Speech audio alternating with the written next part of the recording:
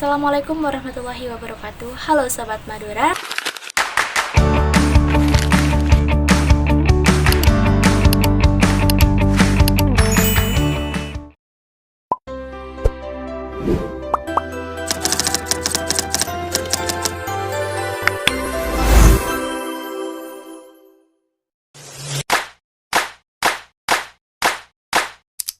Di video kali ini saya akan mengenalkan Pulau Madura serta menjelaskan bagaimana sih sejarahnya Pulau Madura.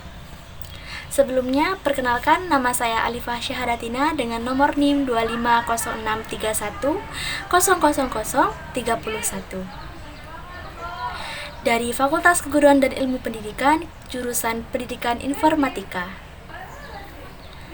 Baik, Pulau Madura, sebuah pulau yang terletak di sebelah timur laut Pulau Jawa, memiliki luas wilayah sekitar 5.390 km atau 8 kali lebih luas dari Provinsi DKI Jakarta. Pulau ini mempunyai jumlah populasi penduduk yang cukup besar, yakni mencapai lebih dari 4 juta jiwa pada tahun 2023, di mana wilayah kepulauan serta Pemira yang ada di sekitarnya terkenal sebagai area penghasilan minyak bumi dan gas di Provinsi Jawa Timur. Selain itu, Pulau Madura merupakan produsen garam terbesar di Indonesia, sehingga dijuluki sebagai Pulau Garam. Sejarah Madura. Perjalanan sejarah Madura dimulai dari perjalanan Arya Wiraraja sebagai adipati pertama di Madura pada abad 13 dalam kitab Negara Kertagama, terutama pada tembang 15, mengatakan bahwa Pulau Madura semula bersatu dengan tanah Jawa. Ini menunjukkan bahwa pada tahun 1365-an, orang Madura dan orang Jawa merupakan bagian dari komunitas budaya yang sama.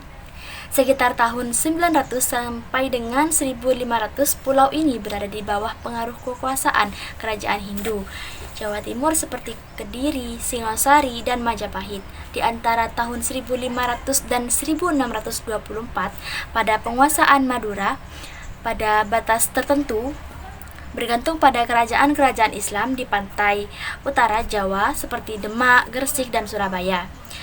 Selanjutnya pada tahun 1624, Madura ditaklukkan oleh Mataram. Sesudah itu, pada tahun pertemuan pertama abad ke-18, Madura berada di bawah kekuasaan kolonial Belanda mulai pada tahun 1882. Pada tahun 1920-an, Madura menjadi bagian dari Provinsi Jawa Timur. Sejarah mencatat, Arya Wiraraja adalah adipati pertama di Madura, diangkat oleh Kerajaan Kartanegara dari Singosari pada tanggal 31 Oktober 1269. Pemerintahnya berpusat di Batuan Putih Sumenep, merupakan keraton pertama di Madura. Perpangkatan Arya Wijaya sebagai adipati Madura pada waktu itu diduga berlangsung dengan upacara kebesaran kerajaan Singosari yang dibawa ke Madura. Di Batuan Putih yang kini menjadi sebuah kecamatan kurang lebih 18 km dari kota Sumenep, terdapat peninggalan-peninggalan keraton Batuan Putih, antara lain berupa tarian rakyat, tari gambuh, dan Nah, selain itu, Madura memiliki berbagai macam kabupaten, yaitu bentuknya seakan mirip dengan badan sapi. Mengapa? Terdiri dari 4 kabupaten, yaitu ada Bangkalan, Pamekasan, Sampang, serta Sumenep. Yang pertama ada Kabupaten Bangkalan. Kabupaten Bangkalan dikenal sebagai pintu gerbang Pulau Madura karena terhubung langsung dengan Surabaya melalui jembatan Suramadu. Ciri khas dari Bangkalan antara lain seperti kuliner, wisata religi, makam Syaikh Holil, serta tradisi karapan sapi yang masih dilestarikan. Bangkalan juga memiliki potensi wisata seperti Bukit Jetih dengan panorama Bukit Kapur yang unik. Selanjutnya yang kedua ada Kabupaten Sampang. Kabupaten Sampang memiliki kekayaan budaya dan tradisi masyarakat pesisir yang kuat. Memiliki khas wisata alam air terjun Toroan yang langsung mengalir ke laut, serta budaya karapan sapi dan musik tradisional Madura. Sampang juga dikenal dengan hasil pertanian dan perikanannya loh. Yang ketiga ada Pamekasan. Pamekasan dikenal sebagai pusat pendidikan dan perkembangan budaya di Madura. Ciri khasnya meliputi batik Pamekasan dengan motif khas Madura, serta Pamekasan juga memiliki sentra kerajinan dan kuliner tradisional. Yang terakhir ada Kabupaten Sumeneb. Kabupaten Sumeneb dikenal sebagai wilayah dengan sejarah kerajaan yang kuat di Madura. Ciri khasnya adalah Keraton Sumeneb, wisata kepulauan seperti Gili Labak, serta budaya dan kesenian tradisional yang masih terjaga.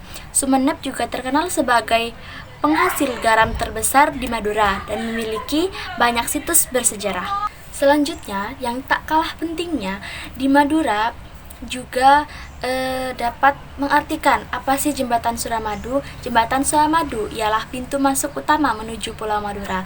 Selain jalur darat, pulau ini dapat didatangi melalui jalur laut. Untuk jalur laut bisa melalui Pelabuhan Tanjung Perak di Surabaya menuju Pelabuhan Kamal di Bangkalan. Alternatif lainnya bisa dilalui dari Pelabuhan Jangkar di Situbondo menuju Pelabuhan Kalianget di Sumeneb yang terletak di ujung Pulau Madura.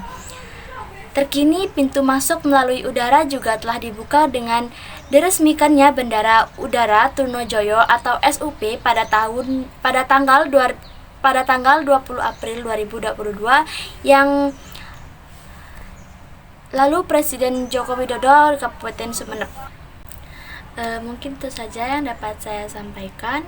Selanjutnya dan lebih detailnya mungkin teman-teman bisa cek lagi video saya selanjutnya atau bisa searching di video teman-teman saya, yang mana Madura tidak hanya mengenal sejarahnya saja. Di Madura banyak sekali tentang tradisi, kebiasaan, kebudayaan, makanan khas, ciri khas, serta baju adatnya dan banyak lagi yang lainnya. Cukup sekian dari saya. Wassalamualaikum warahmatullahi wabarakatuh.